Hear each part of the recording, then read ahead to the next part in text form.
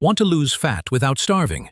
Do this. Can you give some tactical examples of good switches from food types that people may be cooking with at the moment, maybe using more typically, and you saying more voluminous, more full of water, more insoluble fiber, etc. What are some of the easy switches? Let's get rid of this. Let's put some of these in. Yep. Couple examples.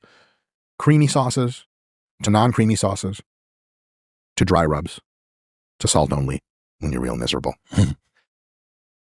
Tons of rice and pasta and breads down to whole grain breads, whole grain pasta, brown rice. Like it's funny. You go to a sushi place and it's like option for brown rice sushi. And I'm like, the Japanese people did not suffer for this abomination. What the hell is that even?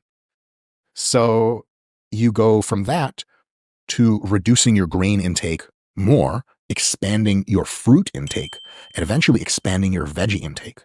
If you have 50 grams of carbs to eat and it's all white rice, that's like a little bit more than a cup of white rice.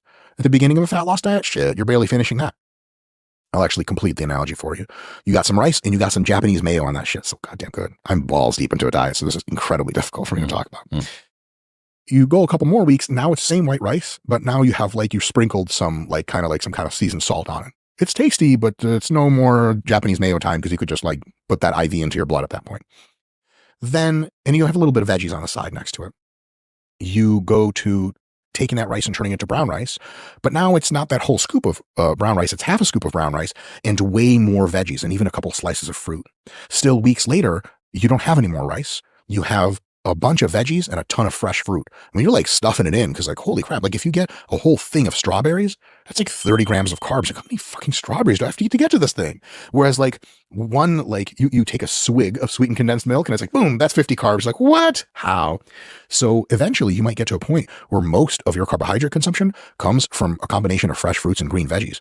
And that's going to be insanely difficult to out-eat your calorie goals, or to put another way, you're going to eat your meals and you'll be like, I don't want any more chicken, broccoli, and orange slices.